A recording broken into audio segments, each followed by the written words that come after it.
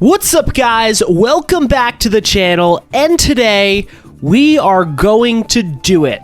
We're gonna jump headfirst into the discourse that has been the pricing surrounding Switch 2. More specifically, the pricing of its flagship title, Mario Kart World. The moment that the Switch 2 Direct ended and Mario Kart World's price got announced, a firestorm of discourse commenced over whether the price is fair or not, whether Nintendo is a scummy business or not, whether people should buy the game or not based off of that price. And I can't really answer any of those questions for you because ultimately it's your decision. If you're allowed to think Nintendo is the greatest company in the world, you're allowed to think Nintendo is evil. You're allowed to think $80 is way too much for a game, you're allowed to think $80 isn't enough for a game. You want to pay more. That's fine by me. I respect that. But I'm going to give my perspective on the entire situation today, and hopefully we can come to some sort of consensus on what this means for the future of gaming and whether it is in any way justified. But as is often not the case on the internet, I wanted to look at both sides of this issue before I give my opinion on it. I wanted to put myself in the shoes of someone who thinks $80 is perfect for Mario Kart World, and I wanted to put myself in the shoes of someone who thought it was preposterous. But I'm just one man with one brain and one set of thoughts, so how could I possibly do that? You might be asking. Well, the answer is that for the first time on this channel, we will have a few special guests, one on each side of this divisive issue, who will give their thoughts, and then we'll come back and I'll give my opinion on the situation at the end. It's a very exciting day here on the channel. I hope you guys are just as stoked as I am to hear what these guys have to say. And without further ado, let's get into it. First up, we've got someone who is all aboard the $80 train. Woohoo! What's up, guys? It's Yoshi Lover 33.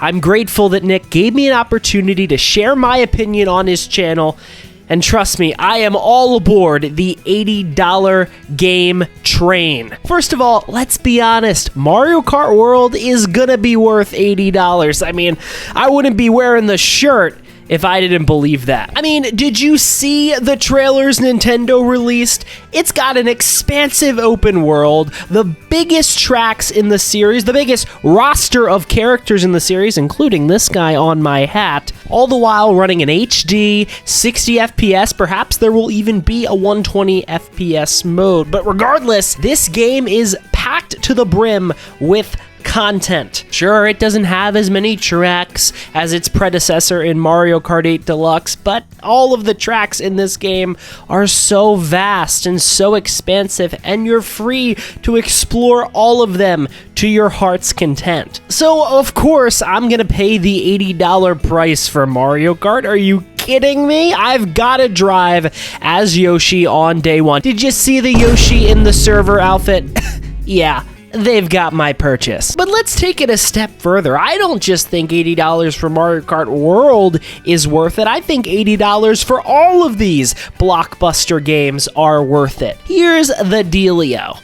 Production costs for video games have skyrocketed, and even games that sell millions of copies aren't successful enough to be seen as valuable to companies like Microsoft and Nintendo and Sony and others who are certainly going to raise their prices for other games in the future. So if a copy of each game costs $10 more, perhaps that money goes to bigger budgets or less stringent workloads and number of hours worked for these developers, and perhaps these developers will also get paid more in the process. Ultimately, if paying a little more for my games helps avoid a video game crash and helps make the industry a little more sustainable, I'm not against it. And look, not every game's going to be $80. Only the big ones like Mario Kart, and I'll pay a little more for these huge experiences, especially when they've got my boy in them. If Nintendo comes out tomorrow and announces a new Yoshi's Cookie game, I'll pay $90 for it.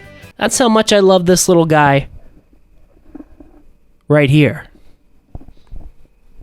It shines. It's a sparkly one. Did you see that? You see that? I'd pay $90 for another pack of these stickers, am I right? So ultimately, yeah, I'm on the side of $80 games. That's right, me, Yoshi Fan 33, is on the side of $80 games. And I'm glad I could share my opinion on such a prestigious and large platform such as this. Wow, that was great. That guy is super positive and he is super excited to pay $80 for Mario Kart. Who can blame him? It does have a lot of fun Yoshi costumes. Well, that's enough positivity for the time being. Let's get to someone who isn't as jazzed to pay $80 for Mario Kart World and any games that come after. Might he have some good points to counter Yoshi Fan 33? Time will tell. Let's go. What's up, everybody? It's Moneyman77. I'd like to thank Nick for giving me a platform to talk about how pissed I am that Mario Kart World is going to be $80 when it comes out on June 5th. I'm tired of these greedy companies taking every penny they can from us. First, it was $70 games, and I wasn't even accepting of that. I just barely got used to it, and now they're raising the price by $10 more. Are you kidding me? I'm a big fan of Yoshi Fan 33's work. I think he's a great guy, but let's be honest, it's not about the quality of the game. Mario Kart World is probably going to be worth $80, but is the next $80 game going to be worth the price tag? Probably not. Not every game is as content rich as Mario Kart World, and we saw in the Switch era that Nintendo wasn't afraid to put a full price tag on a game that was lacking in content. And of course, it's not just Nintendo that's gonna do this. You think $80 is bad? Wait until GTA 6 costs you $100. And that is definitely going to happen now, by the way, because Nintendo just opened up the floodgates for all these prices to increase in the industry. And I agree with Yoshi Fan 33 when he says that the video game industry should be more sustainable. But why does it have to come out of our pockets to make change? Why can't it come out of the pockets of the CEOs that are taking millions of dollars a year on their salary? Let's be honest here. Any extra profits aren't going back to the game devs. They're going back to the CEOs. And as much as I said that I think Mario Kart World's going to be worth $80, what if it's not? I mean, we haven't played this game yet, and as much as I love the Biker Wario costume because he reminds me of myself, what if this game is content dry? What if the trailers are just kind of gassing up something that isn't really there? I mean, it wouldn't be the first time that a Nintendo game has kind of made false promises and kind of given us a grander idea of it than it actually was once it came out. I mean, did you watch that Mario Kart World Direct? I don't think they announced a single new detail. Clearly, everything we saw is what we're gonna get. And for a game that's more expensive than any other one on the market, I sure would hope that they would go above and beyond, but it doesn't really seem like they're doing that. It kinda just feels like another Mario Kart. Ultimately, they're not raising the prices because the game is worth it or more worth it than any other game. They're not raising the prices to increase sustainability in the industry. They're raising the prices because they can. They know that all us little piggies are gonna buy it. We're gonna eat our slop and we're gonna be happy paying $80 to do it. And it's not going to be us gamers that have the last laugh. It's going to be the CEOs like Furukawa. All while our pockets are dry.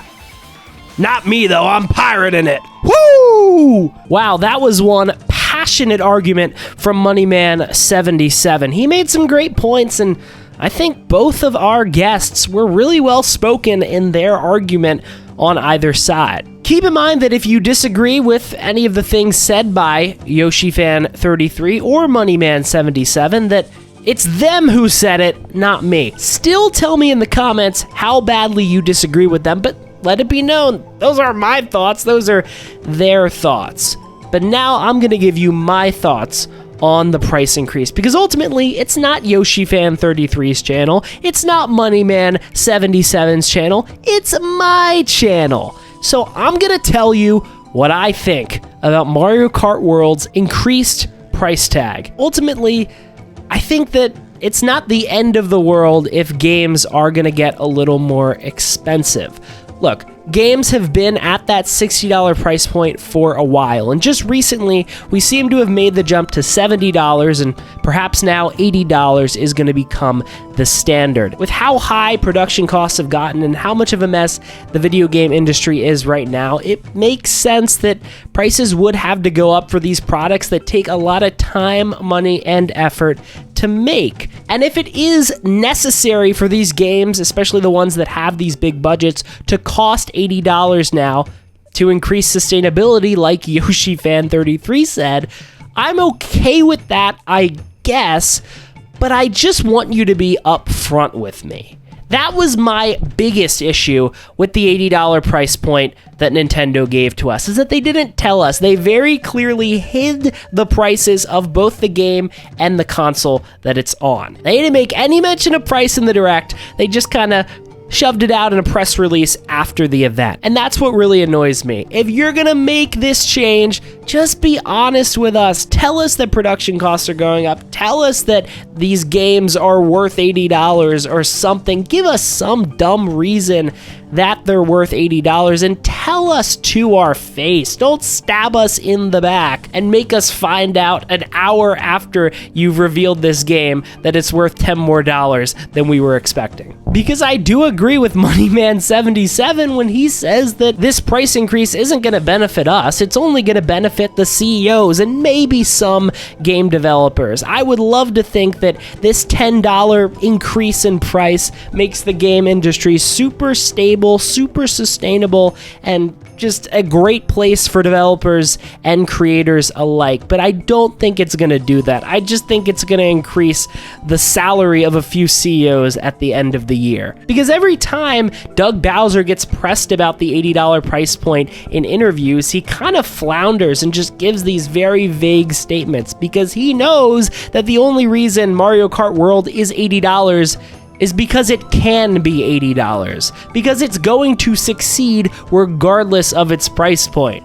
It's not gonna bomb because Nintendo increased the price from 60 to 80. It's still gonna sell 20, 30, 40 million units, and the Switch 2 is still gonna sell out everywhere on June 5th. We can create our own headcanons and justifications for all the moves that these companies make, Nintendo or otherwise, but ultimately, a lot of the times, it just comes down to greed and the fact that they can do it. And honestly, I think that's what's going on here. It's $80 because at $80, we're still gonna freaking buy it. I know I am. Pre-orders are going live in a few days. I know damn well I'm gonna be glued to my computer all day trying to get my freaking pre-order in. So in that way, I suppose I have no right to complain, because I'm just gonna get in line and deal with it and take my kick in the ass anyway. But let it be known that I don't think it's okay, and I am disappointed that gaming's going in this direction. Not only because it's greedy, but I think about people who don't have disposable income or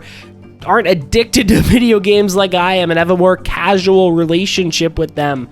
I think about the father of two who likes to play Mario Kart with his kids and unwind after a long day at work. I think about the grandma who's playing Animal Crossing on her 3DS. I think about these people who are going to be priced out of the video game industry if this trend keeps continuing and these prices keep getting more expensive. Nintendo's motto has always been about fun for the whole family, but I think such a magical part of video games and the video game genre is that it can unite people. It can bring people together.